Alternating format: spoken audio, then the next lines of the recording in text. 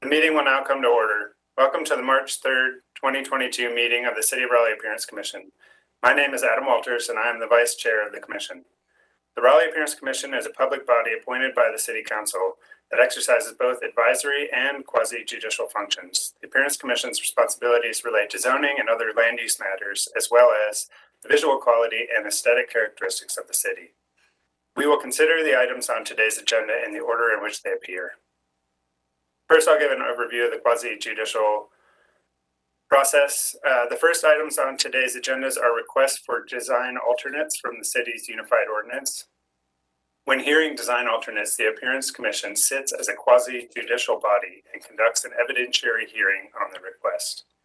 That means it's like a court hearing. State law sets specific procedures and rules concerning how the Commission must make its decisions. When hearing quasi-judicial matters, the Appearance Commission has 9 regular members and 6 alternate members. The standard the applicant must meet to be granted their request is set forth in the UDO. The Commission hears and considers evidence presented at the hearing and applies the standard when making its decision. The Commission must base its decisions upon competent material and substantial evidence presented at the hearing. Since today's meeting will be conducted remotely, in addition to the general quasi-judicial rules, today's evidentiary hearings will be conducted in accordance with the state statutes that allow for remote evidentiary hearings during the current COVID-19 states of emergency. For the convenience of those participating today, I will outline how we will conduct today's remote evidentiary hearings. First, all witnesses must be sworn in. Because of the remote format, individuals who signed up to speak, as well as city staff participants, have already signed a written oath form, which will be reaffirmed on the record as they testify today. The participants have also already provided written consent to today's remote meeting. We will begin with the staff presentation. A staff member from the planning department will introduce the request. For design alternates that are transportation related, a staff member from the transportation department will also be present and available to provide additional information or answer questions if needed. Following the staff's presentation, the applicant will then be acknowledged to present their case and witnesses. The commission will acknowledge the attorney or applicant for each case as the point person for the applicant. Following the applicant, anyone else who signed up to participate in support or opposition to the request will be given the opportunity to speak. The applicant will be given opportunity for cross-examination as well as rebuttal and a closing statement. When all testimony is complete, we will close the evidentiary hearing. The commission will then deliberate and vote on the case. Following the meeting, the commission's decision will be prepared with written findings of facts and conclusion of law. The decision will be incorporated into the meeting minutes and will be adopted at the same time the meeting minutes are adopted. We will now conduct the evidentiary hearings on today's agenda. For the record, I would like to acknowledge that Kyle Springer, one of our alternate members, will be voting on the following cases. Our first evidentiary hearing is case DA 0025-2021, and I believe that this case, that the applicant has notified staff that they would like to request a continuance until the April 7th, 2022 meeting. This evidentiary hearing is continued to the Appearance Commission's April 7th, 2022 meeting. I will now open the hearing for case DA 0032-2021, also known as the Pabst family residence. This evidentiary hearing was continued from the Commission's February 3rd meeting. In preparation for the staff presentation, I'd like to swear in participating staff. Keegan. Present. Do you swear or affirm that the testimony you will provide will be the truth, the whole truth, and nothing but the truth? I do. Okay. Bradley, are you going to be participating in this? I can make myself available. Amanda will be our primary reviewer. Okay. Can I swear Amanda in?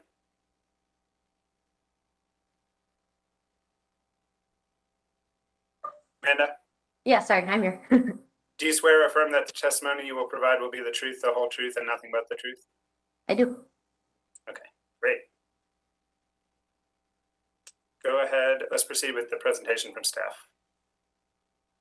Okay, great. Thank you very much. So As stated earlier, this case was continued from your previous February meeting, so I'm going to provide a pretty brief refresher overview. The applicant has provided some additional materials which are included on board docs, exhibits, and also there is a video that they've submitted, which I believe is also in board docs, and I will be attempting to share on my screen at some point. So I just asked that the applicant let me know when that particular, when the correct time is after we get through the presentation, as I just will need to switch out the screen that I'm sharing. As it relates to this request, again, it is a design alternate to section 4618 of the Raleigh Street Design Manual. That section requires that a driveway must be a minimum of 18 feet in length as measured from the right-of-way line to the face of the garage or structure. The specific reason for this request is a detached, three-story, single-family detached house. The property is located at 214 East Cabarrus Street on a 0.08 acre lot, currently zoned DX3UG and HODG Prince Hall. As you also recall from the previous meeting, this particular development proposal went through the COA process with the Raleigh Historic Development Commission. Those materials are also included. Here's the plan that was submitted from the applicant. And on this plan, you can see the garage face noted, and then also that distance measurement from the opening of the garage to the right-of-way boundary. Here is just a front elevation of the home. And then two side elevations from the east, excuse me, and rear elevation from the south, and then that other side elevation from the west. And this slide just shows a rendering of the structure along the street. Again, a second rendering. And a refresher, here are the street design manual findings for this particular design alternate request. So that concludes my presentation. Happy to answer any clarifying questions, and if not, we can proceed with the applicant's presentation. Thank you, Keegan. Does anybody have any questions for staff?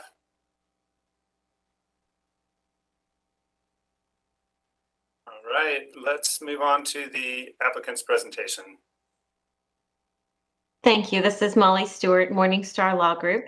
I'll note that Dan Pabst is also with us this afternoon. He is the engineer on the project as well as the owner. Okay, could I swear Dan in before we get started? Of course. Dan, are you there?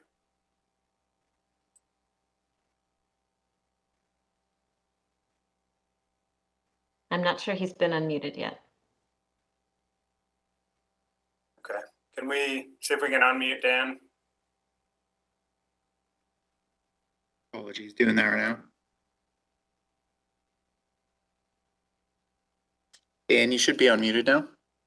Yes, sir. Thank you. Dan, do you swear or affirm that the testimony you will provide will be the truth, the whole truth, and nothing but the truth? I do. Okay, thank you. And we have Andrew on here. I don't know if we can swear him in if he does participate, or we can swear him in now, either way. I think we're fine to move forward with the presentation. Thank you. Go ahead, Molly. Thank you. Keegan, these are not the new set of slides. We have that. Yeah, those are the old ones. Ah, we got there. If we could just go back a few. Then right here, that's perfect. Yeah, I think you covered this one fairly well. I just wanted to remind the commissioners of where we were, but Keegan has done a great job of that. So next slide, please. Actually, before I get started, I would like to request that our new materials and slides submitted for this meeting be admitted to the record.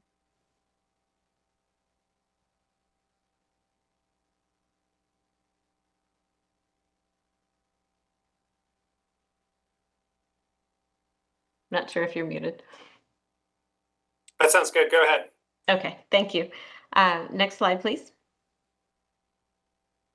Great. So to update you from last time, what we heard last time was a concern for safety because of that wall that is relatively close to the sidewalk, a concern that a driver backing out would not be able to see. And this is just some examples of this relatively common situation in downtown neighborhoods where you have exactly this. And these are residential examples. Next slide, please. And of course, even more prevalent in the heart of downtown.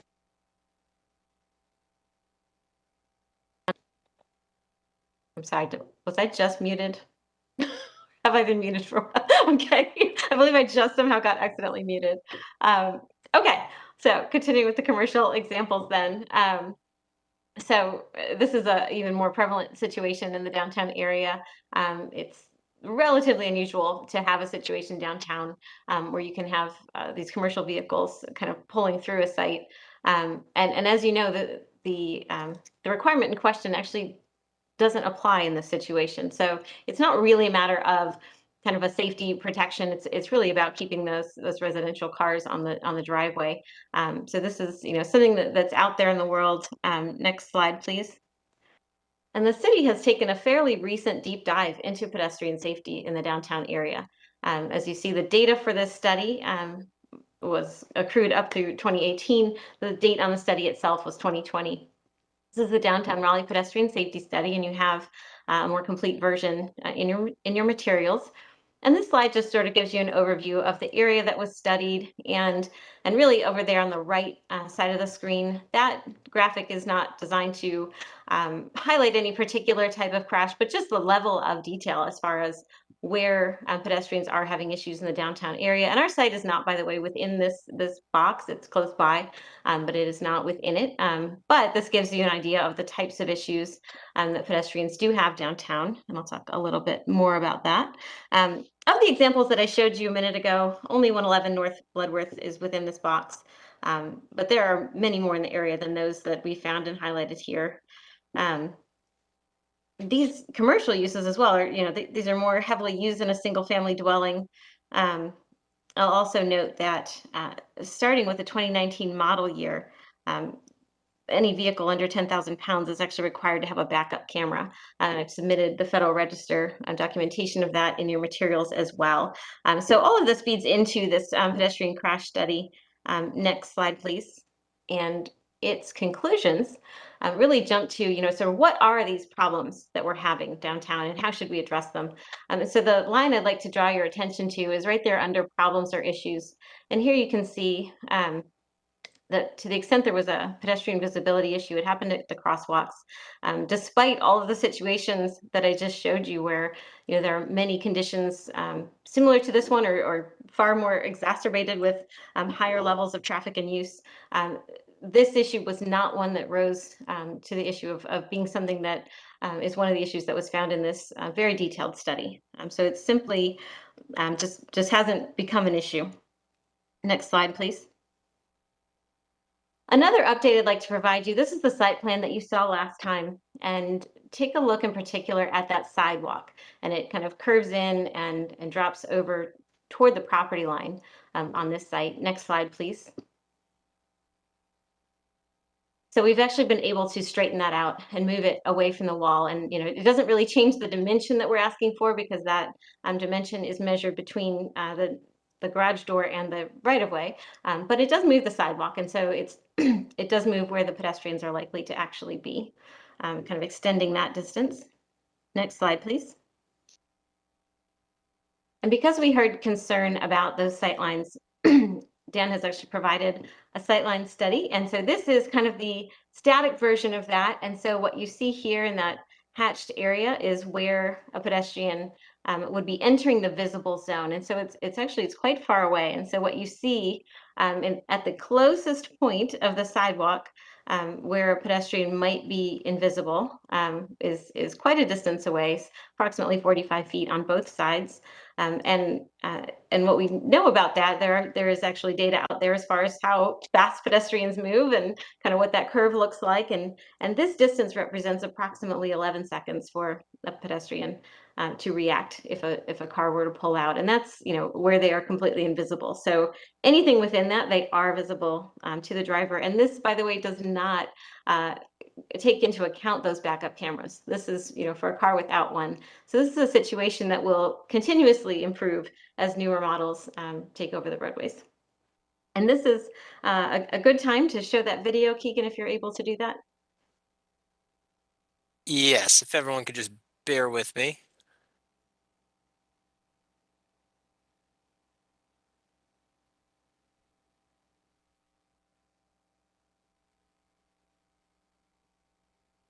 Okay, are folks seeing just the still from the start of the video? Yes. Okay, I'll go ahead and start it now. Thank you. So here's the driver's view and backing out at that location. We were asked to show, you know, kind of the view of that child, and there she is. And you know, and in this video, of course, you know, they didn't really stop, but they certainly would have time to do that. So just so you have a good feel for what that looks like. Okay, that's good. And if we could go back to my next slide, that would be great.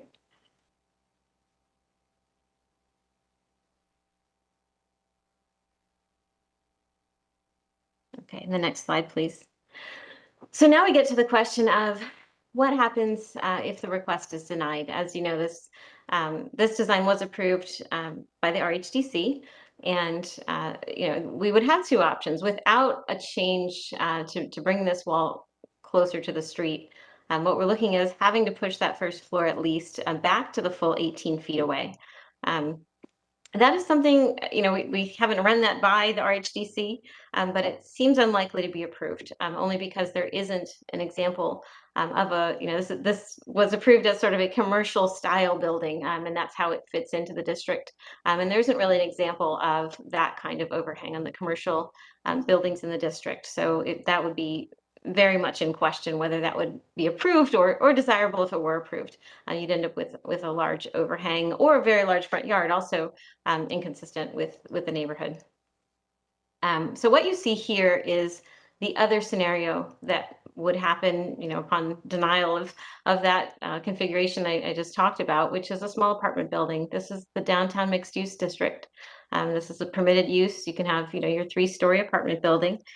This shows what it would look like. This assumes approximately 8 units, and so here, you know, you don't have that standard that applies, that 18-foot standard, and so, you know, the garage door is, you know, right up there by the right of way, and it's much more intensively used by these cars. So in summary, you know, we looked at the evidence. We looked to see, is there a problem with this backing motion, given how prevalent it is in the downtown area? We've been able to find no evidence of that, despite the recent study by the city.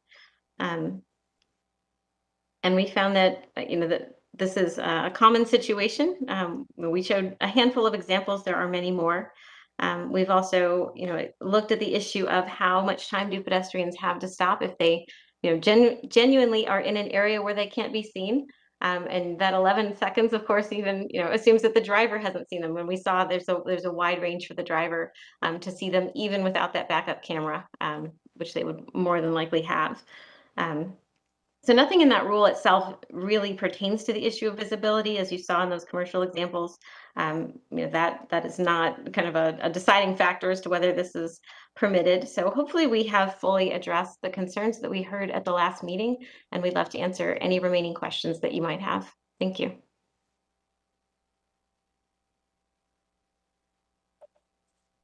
Thank you, Molly. Appreciate that presentation. I don't think we have any additional participants in support or opposition for this. Is that correct, Catherine? Yes, the only other witness was with the applicant's case, I believe. Okay. There is an opportunity, Molly, for you to make a rebuttal or any closing statements if you'd like. That won't be necessary. Thank you. Okay, great. At this point, we are going to close the evidentiary hearing and have some time for board deliberation. Can I do a quick cleanup matter too with the, and at the start of this hearing, it looks like 2 additional alternates joined, Ed Lynch and Bernard Thaxton. So you now have 3 alternates and you have 3 seats. All 3 could vote is what I'm trying to say. So I just want to make sure that everybody's clear on who's voting. So you could have, with the 3 of them voting, that would be 5, 6, 7, 8 voting members. Okay, and I assume we want as many people to vote as possible, right?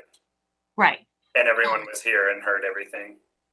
Yeah, I didn't want to interrupt you at the beginning, but I noticed they were all on at the beginning. The one that sounds thing good. I would just ask is if Bernard, under this COVID law we're using, Bernard's video is not on, so we just need to make sure to confirm that he states his name before he's voting and that he, oh, there you are, or able to visually see all of the evidence that was presented. Yeah, and the same with Ed too, right? I think, there we go. All right. Yep, okay. Everybody's on. Okay. Well, this evidentiary hearing is closed. If anybody has any comments, I think I can just start off by saying, if you weren't here in the previous hearing, we asked for additional information that Molly seems to have provided very thoroughly. Does anybody else have anything they want to say in support or opposition? I have a quick question, and this might involve bringing the presentation back up. I was just going to ask the site triangles that you all showed. That was defining what you would see if you were at the end of the garage, not if you were in the garage and inside of a car. Is that right? To me, this is Corey, and to me, you're exactly right. And I wanted to bring that up is that I think that puts the onus on the pedestrian and not necessarily the driver of the car. As you look at this. If we want to answer your question with the attendees, we'll have to open the hearing back up. Well, I think just to further, what you were saying, Adam, for the people that maybe were not here last time was, I think there was one sticking point, was the safety as part of the, I don't know if you want to bring up the points that we need to review to make sure that it meets all the intents. But there was one that had to do with safety. And so I think that was kind of, a couple of people brought that up, that they had some concern with that. Number 2, the approved design alternate does not increase congestion or compromise safety. So I think that was I don't want to put any words in. I think Patrice and has some comments, maybe Martha, which, I think are a very valid points. So just want to make sure, people that maybe were not here, kind of hear that portion of it. Yeah, and maybe as a point of clarification, Adam, are we to deliberation of the committee, or can we ask questions of the applicant? Yeah, we can. We're in. We closed it for deliberation of the commission, but we can always open it back up and ask clarifying questions if we would like. We just need to do that if we want to do that. I think I have one point of clarification that I'd like to get from them that sort of goes to Martha's point, if that's okay. That sounds good. Could we unmute Molly and Dan to answer a couple questions, and we'll open the hearing back up? And could we go back to that slide that we were just looking at that shows the 10.53 feet?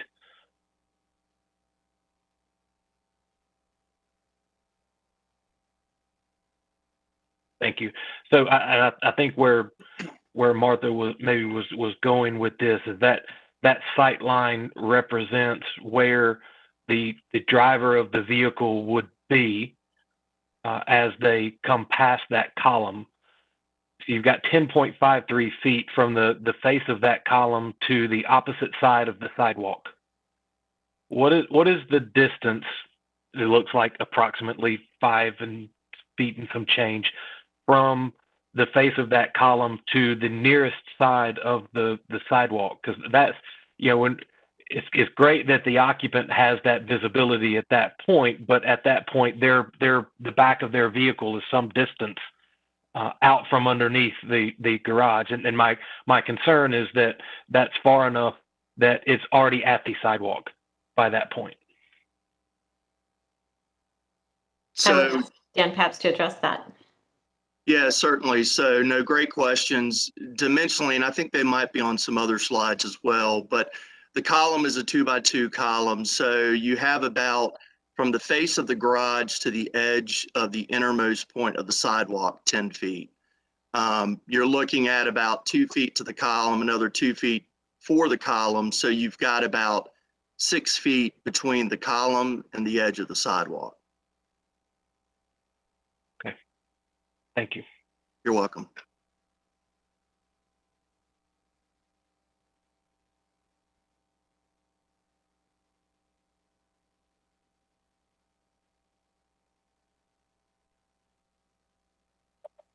Martha, does that clarify your question? Yes, I guess while we have it open, and that's just confirming too that those site triangles are not representative of what you would see before you've hit the sidewalk in your car. It's what you would see if you were actually if your face in the car was actually at the face of the garage, not the end of the car itself. So that is if your car is at the face of the column. So that's pulled from the closest obstruction, which would be the column. So you've pulled out of the garage. That's the garage face where the cursor is now. And then you Right, have so about your eye would be at, so the triangle is showing where the column is. yes, Yeah, ma'am. that line. That's correct. So that's yes, where ma'am. your eye would be, not necessarily the car itself. The car would be in, past that line at that point. Well, depending, if you're looking out the back window of your vehicle, it really just depends on the vehicle, I guess. As soon as you can see that sight line, that linear line, then obviously you're within that pedestrian interface. Dan, I may have a way to be helpful and clarify this. There's that cyan colored line on the exhibit right now. That would be where a person would be located in their car in the example of the sight line. Is that correct?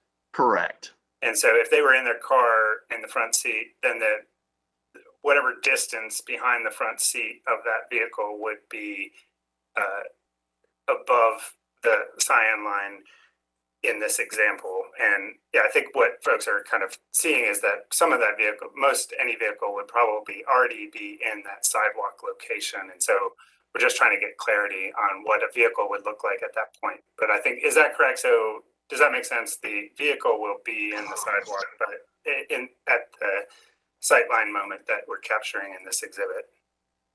And you can also see from the animation as well, which you could pause some of the still shots.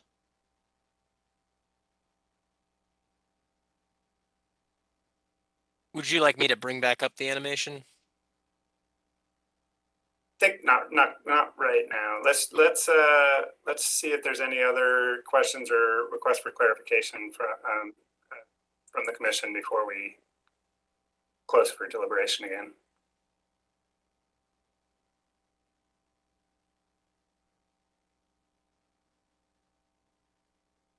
Does that help, Martha? I think we're Yep. on that. Does anybody else have anything they want to ask before we close it again? And may I ask one other question to the commission This is Dan Pabst. Go ahead.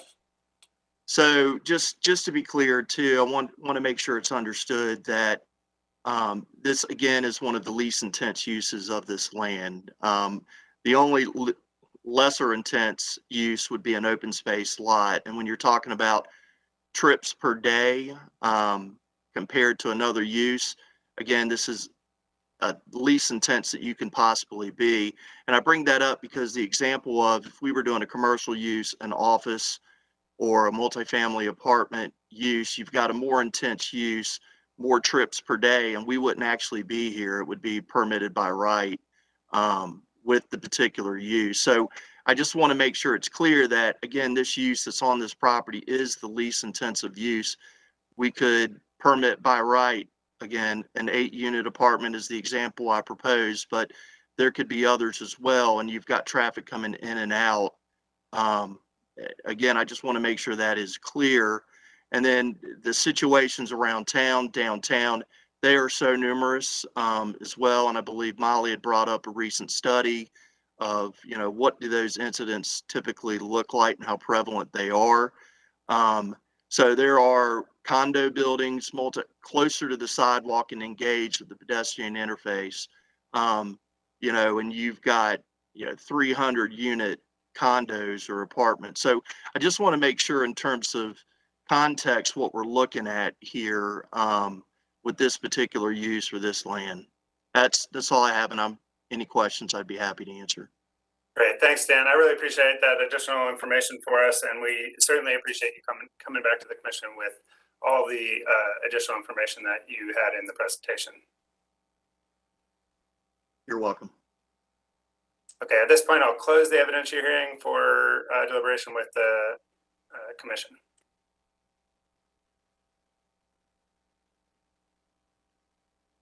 So I guess I would just say in my mind, while I appreciate that this is probably the least intensive use of the property, I don't know that we could really consider an alternative use as part of our evaluation of this, and I would offer that actually a more intense use would create a different scenario there. The images that they brought up in those scenarios, you're driving face first out of what would be a lower level parking area, not backing out like you are in this scenario.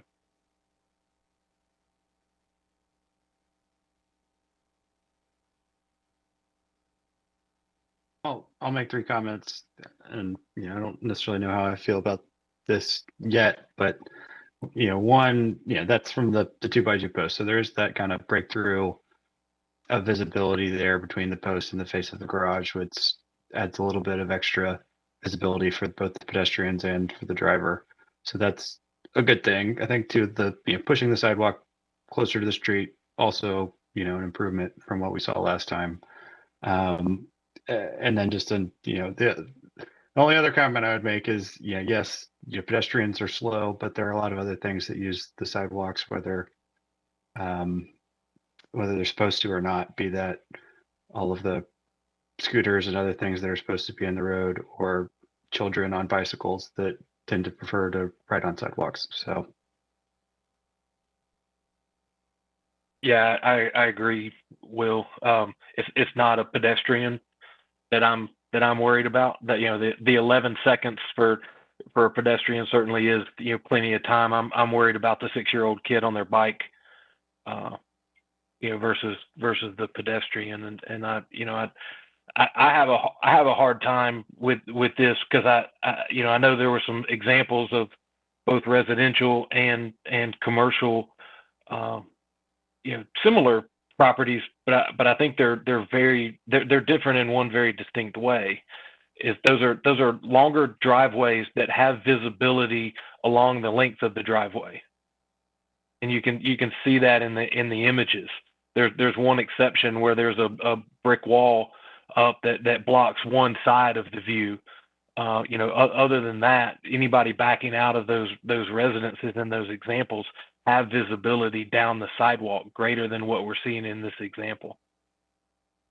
And with the commercial examples that were provided, those are forward entry and forward exit and you can even see in the images where you have that change in material at the sidewalks to to notify of a potential potential vehicle there. I think as a commission, in the cases that we've seen, at least in my involvement now, right at a year, that change in materials and some type of warning is something that we've really emphasized to applicants on these types of cases.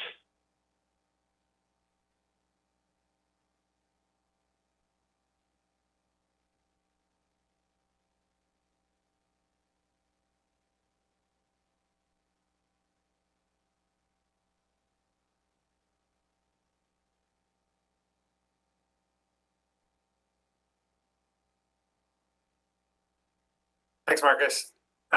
Does anybody else have any input? If I could answer that concern, I'll wait to be recognized if I could. I have a question.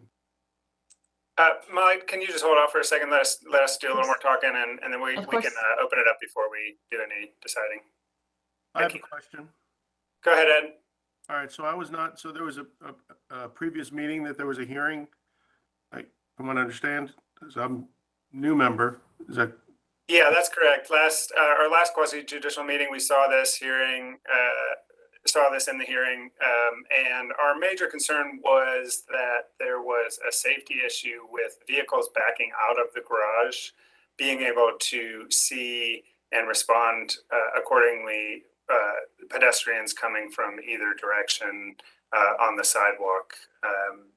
And we asked for further clarification and evidence to support what they're proposing. Was there any evidence or anybody that said there was a safety issue? In the initial hearing? Yeah. Yeah, I think there were members that expressed concern that there was a safety issue. I think, is that what you're getting at? No, I'm saying was there testimony given that there was a safety issue rather than members expressing that there was a No, concern? there was no testimony that there was a safety issue. Okay, that's my question. I think we did hear from staff. I can't remember exactly what they said, but they kind of explained the rationale behind why the UDO calls for that extra space. And I know part of the conversation was based around cars parking on the sidewalk, but there may have been some mention of sight lines and safety as part of that conversation too. Great, thank you. And if we want, we could ask the city to refresh our memories on how they would consider this case. Yeah, I was going to say that I believe that Bradley was the transportation staff member who was present, and he's here for the first part of this evidentiary hearing. And he is here, as well as Amanda, if you guys have any questions or want to hear from them. Yeah, I think that would be great. We've got Amanda sworn in. If Bradley wants to speak, I can swear him in as well. But maybe we could start with Amanda, and she could speak to anything that might help us clarify how this fits into the city's view of the pedestrian interface. Yeah. So I'll start. So we dimensioned the 18 feet. It's from the right of way onto the property. And the reason for the 18 feet is if you're parked in your garage, there's kind of a buffer between you and the pedestrian. And also it's another way for if someone were to park on your driveway, it's a car lane. So you don't have any obstructions seen where pedestrians are before you enter into the right of way. So that's the reasoning that we have the 18 feet. It's a car lane. So Amanda, in this scenario, if you had that 18 feet and a car was parked in the 18 feet in front of the garage, it would actually be a similar scenario, except for they would be able to see. Is that correct? So if they were to push it back, so they had the 18 feet and you're parked in I mean, now this is open space. You know, you'd be parking within, you know, there's no structure blocking your view from the sidewalk. And I think, you know, really, it doesn't matter what zone that we're looking at, the driveway spacing length for the dimensions always 18 feet. So, you know, that's just across the board for any single family dwelling. Yeah, makes sense. Can I ask the question? I don't recall if this was part of the conversation last time, but is there any extenuating circumstance that prevents this design from being pushed back to the 18 feet? Patrice, I think we can open it back up and ask Molly to speak to that. I think she mentioned that it was approved by the COA in that fashion because it was meant to mirror what the other commercial setbacks were, and so there's kind of this appearance historic component to it that may not be able to be viable if it's set back 18 feet. But I don't know that, but she did mention that. Okay.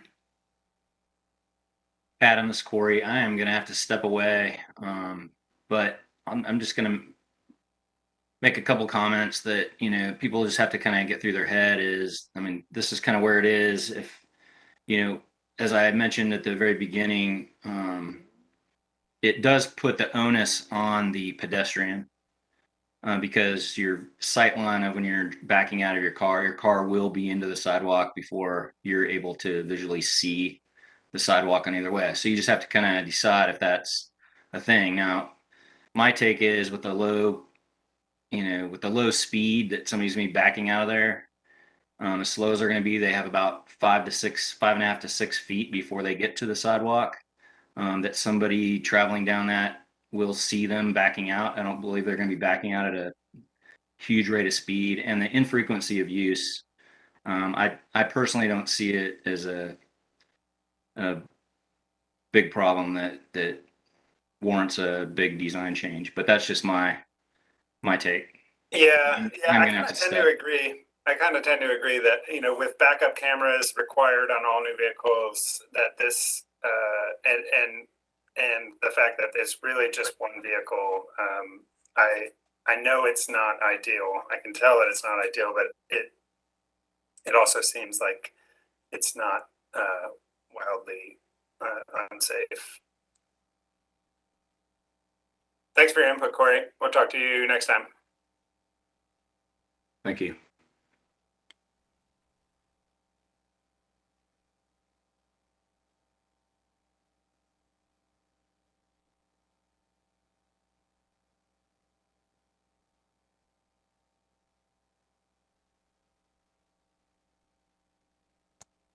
Any other comments? We may want to give Molly and Dan one more opportunity to weigh in here. It sounded like she had something she wanted to add.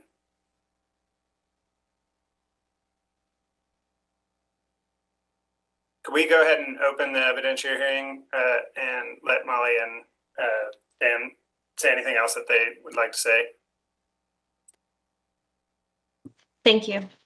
This is Molly.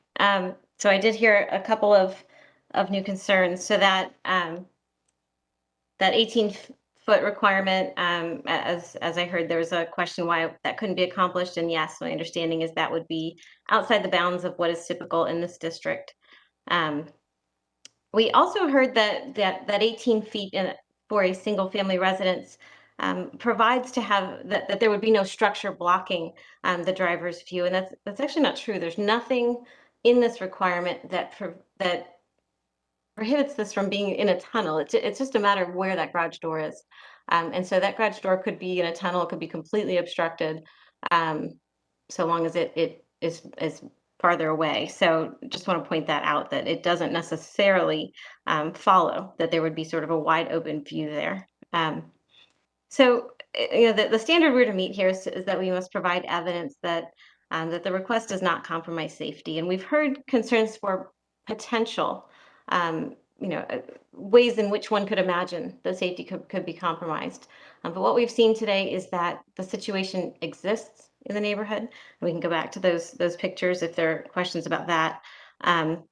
We've seen that the question has been studied in a similar and very close by portion of the city without this issue rising to the list of identified issues. So although it's very hard to prove a negative, to prove that something completely doesn't exist, we certainly have prevented evidence that this is not a safety issue that has come up due to this type of situation.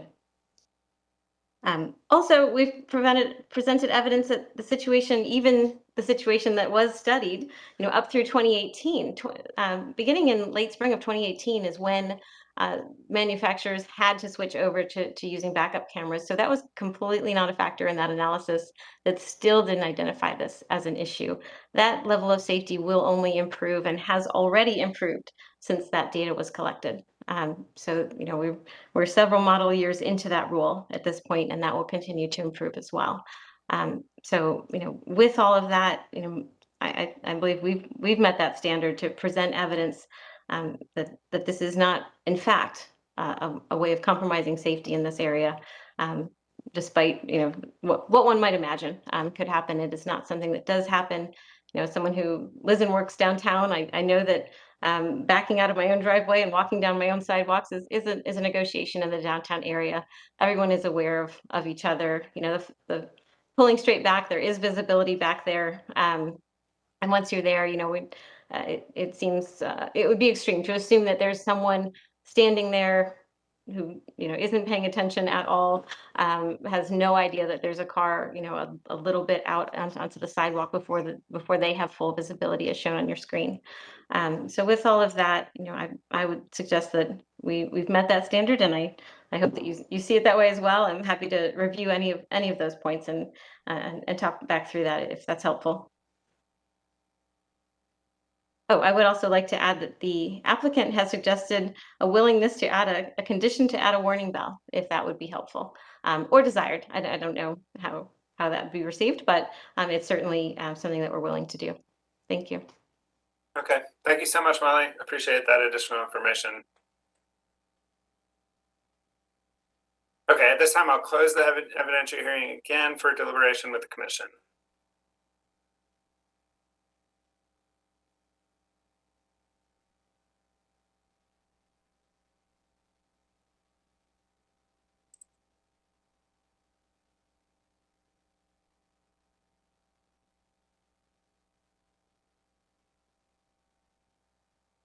Well, it sounds like we've got some folks that, we've got some folks with good points on both sides. I think we need to find a way to get to a decision here. I think is the potential for a warning bell as a condition to approval something that would tip people one way or tip people to approve this when they were not feeling like doing that beforehand?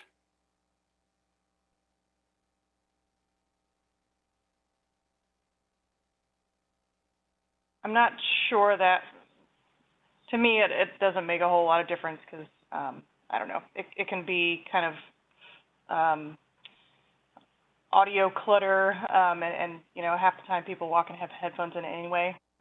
But I really appreciate the willingness to be flexible. I also really appreciate the pushing the sidewalk back a little bit. I think every little bit helped. Yeah.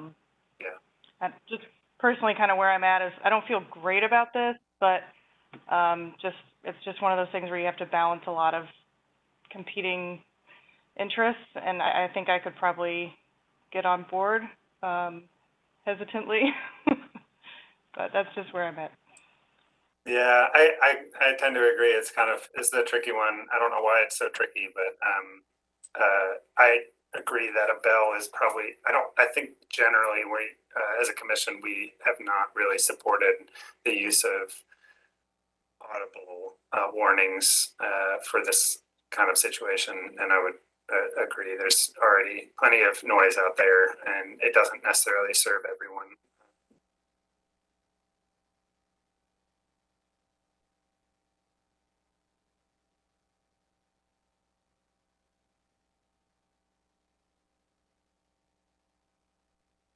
Okay, does anybody have any final comments? I think we may need to go ahead and make a motion on this.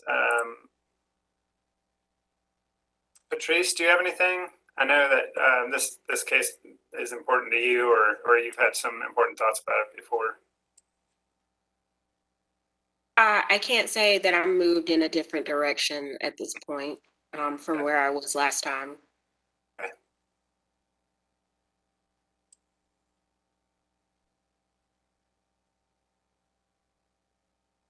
Before you vote, I'm sorry, there's been some change again, so I just want to make sure we're all clear on who's voting too, whenever you're ready for that point.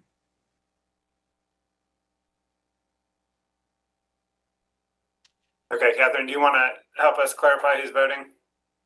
Yes, I have here regular members, Adam, Patrice, Martha, Will.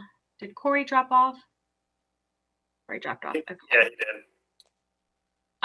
And then alternates, I have Ed and Kyle. Am I missing anybody else?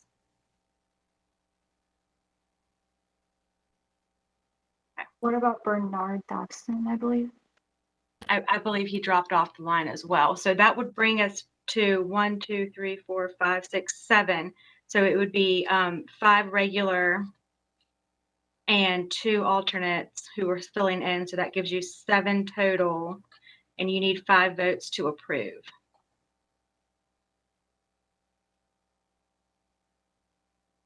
Okay.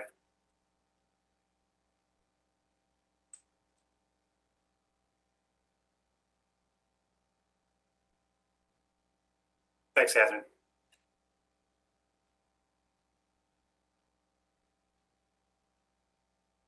And I guess just to kind of be prudent, I would ask Ms. Stewart too, do you have any objections to anybody voting on the case, any of the members? I believe everybody's been here and had their video on. But I just want to make sure, since we had some shuffling, that you are okay with that.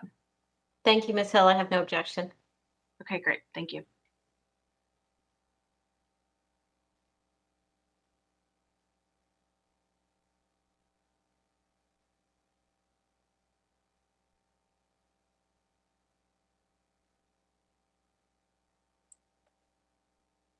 Well, if there's no further debate, I think we are looking for a motion to be put on the table here. Does anyone have a motion? I make a motion to approve. Ed Lynch, make a motion to approve. Thank you, Ed. I would second that motion.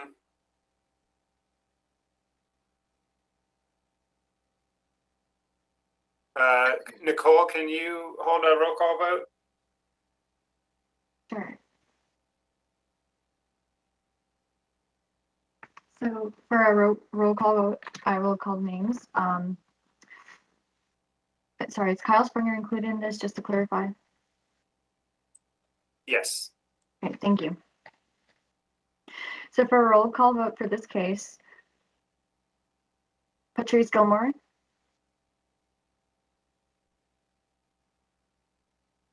No.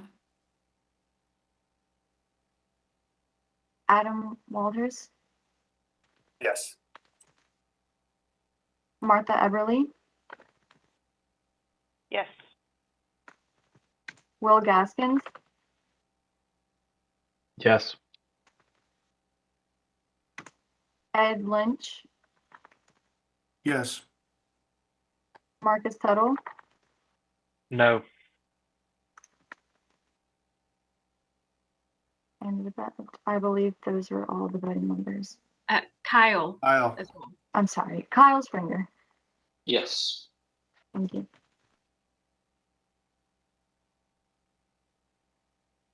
Nicole, could you tell us the results of that roll call? Yes, that would be 5 yeses and 2 nos.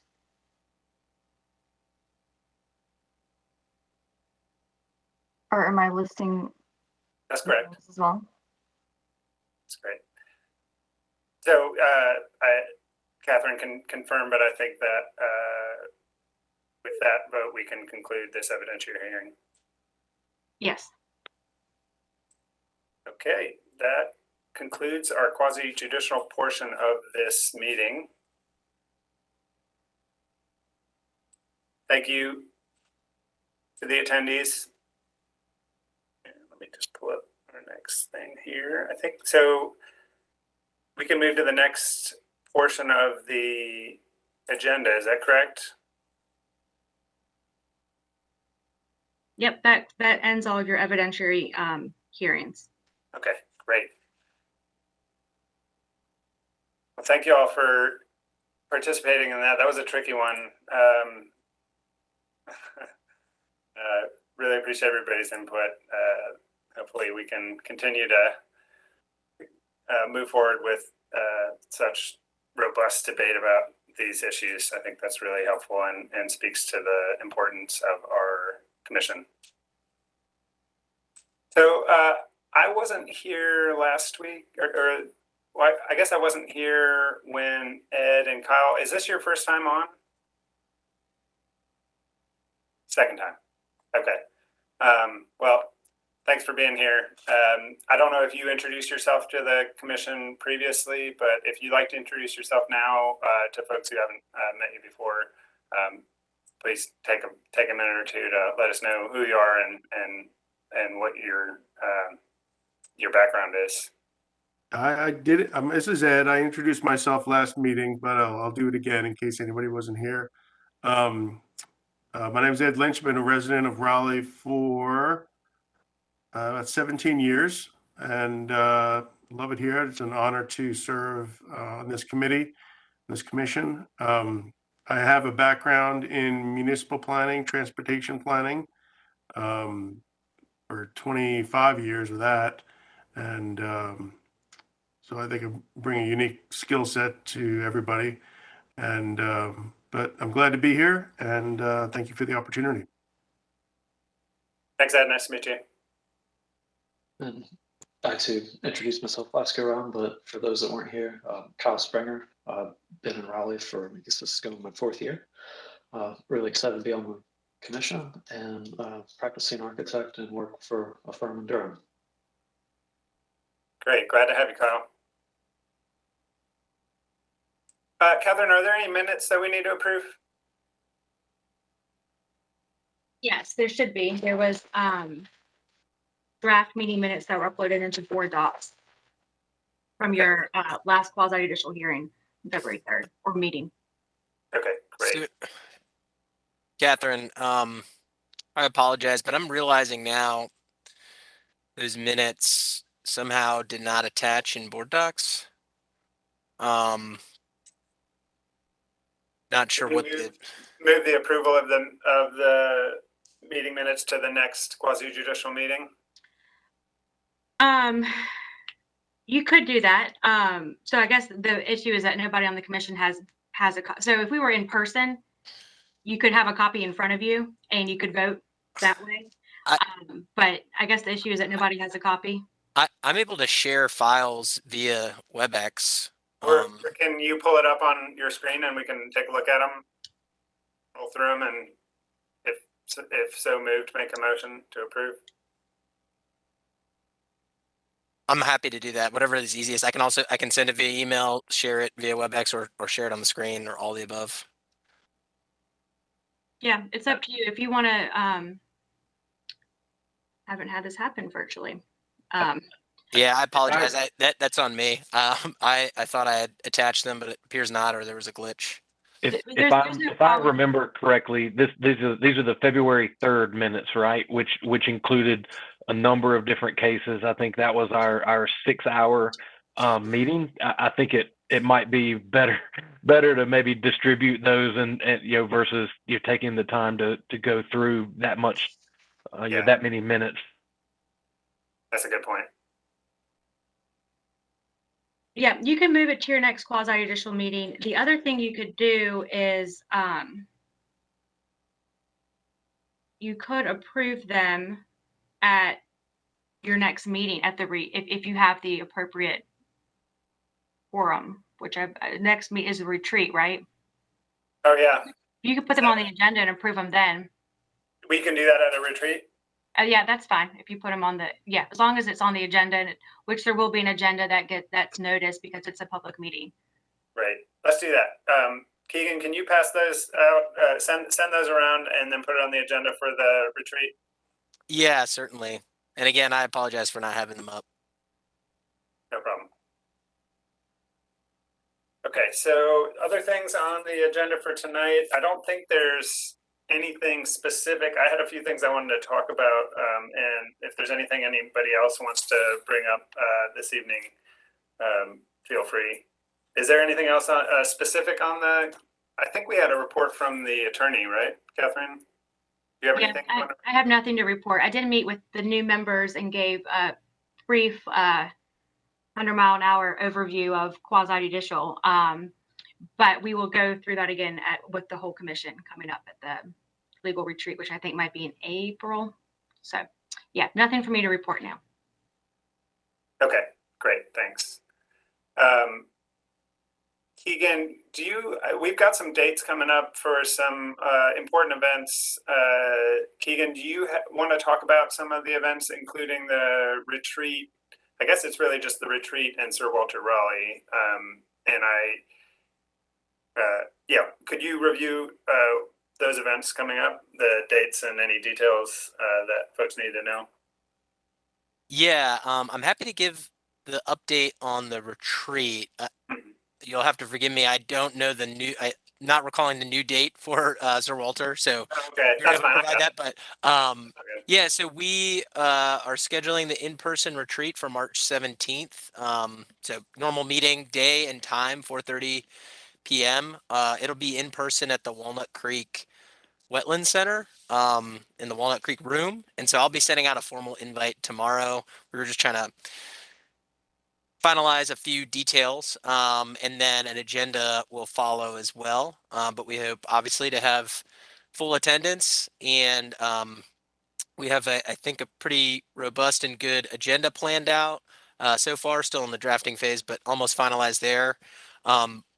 Since it is running through dinner time and it will be in person, we are going to provide food for all the attendees.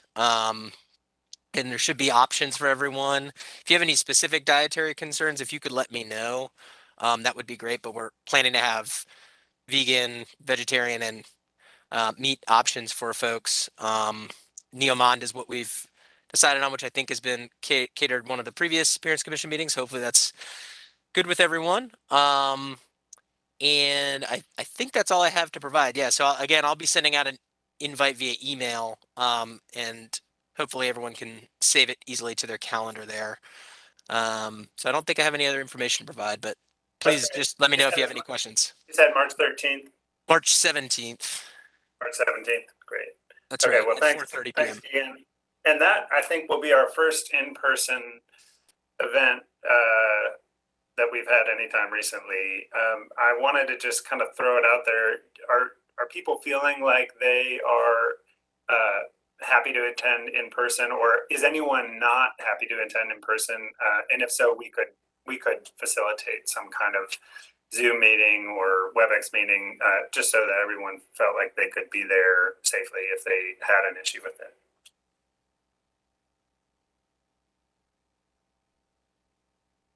I'm good with in person, Adam. Cool. Great, that sounds good. On that same line, Adam, everybody, I guess, is aware, maybe, I don't know if Keegan said on an email, that starting April 1st, all boards and commissions will be back in person. So the April meetings would be in person as well. Right, Keegan?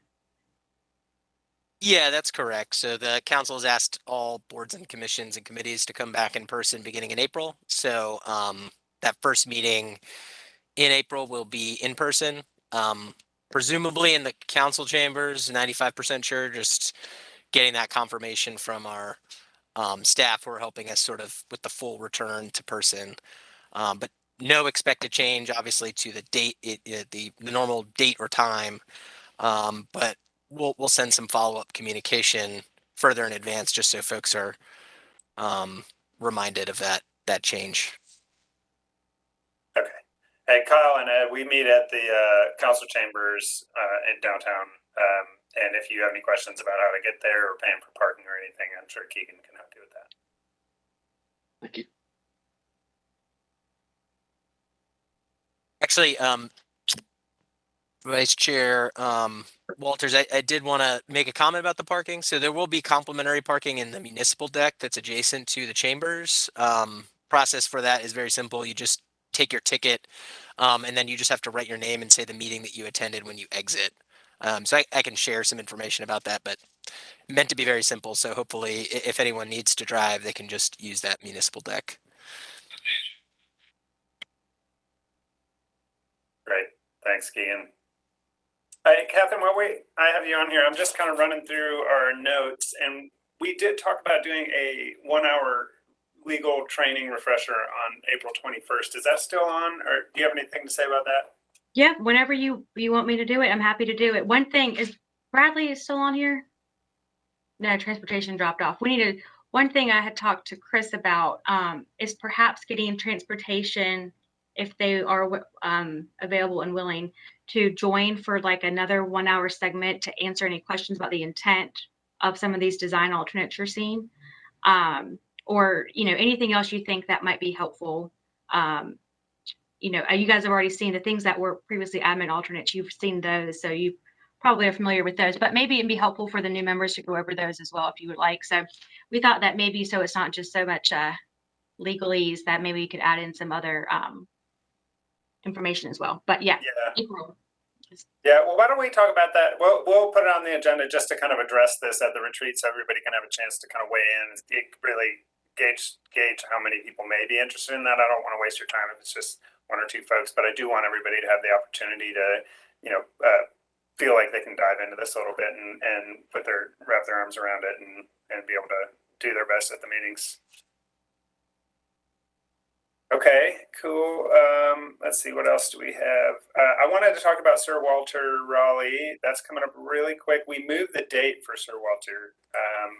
So it's now on April 13th because the previous date conflicted with the Triangle AIA Awards. And honestly, that's like the same group of people that would attend. So we really didn't want to have that overlap. So it's on a Wednesday on April 13th.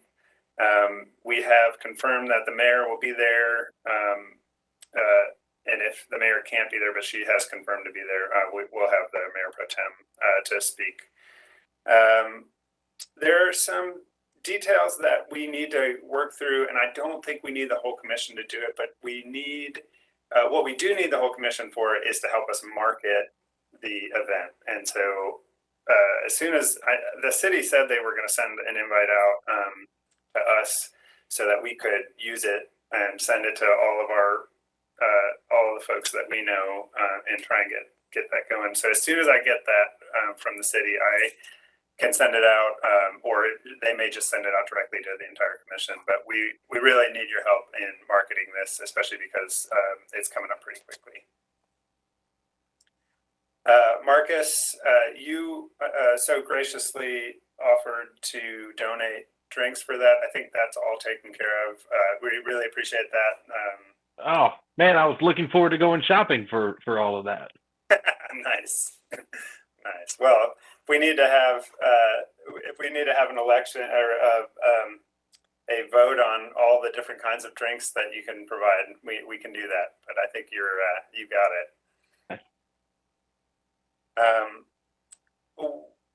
I think I don't know what you all think. I think it'd probably be helpful to have a subcommittee for this for Sir Walter, and it doesn't need to be a ton of people. I think at least three to 4 or 5 people.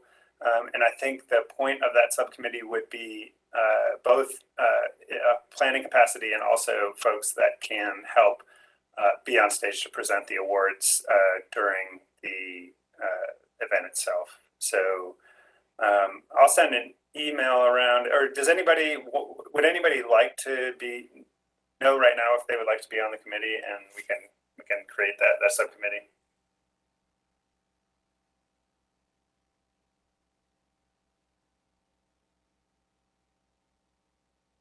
Don't all jump up at once. That's fine. I can send an email out and see if we can get some folks. It shouldn't take up too much time, but we do have a few things that we could focus on. Don't we already have kind of the awards committee and then the like event committee? Yeah, we did, but I thought it might be helpful to reform it to make sure that folks were in to participate. I can't remember who was on it. Do you remember, Will? You were on one of them. Yeah. But you don't need to be on the programming aspect. I think Chris was as well, but I can't remember either. Yeah. It seems like you are not in a good place to be on a subcommittee right now. So,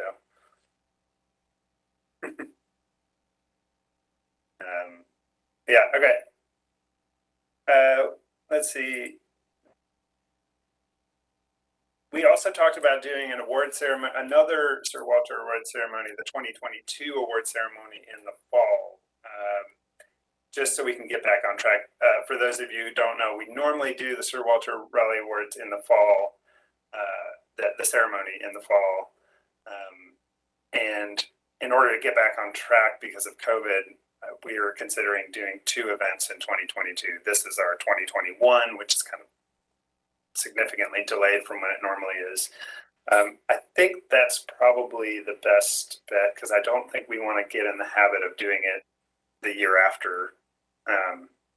So just keep that on your radar that we will probably be doing the 2022 award ceremony in the fall, and we'll get two parties in 2022. We all probably need that.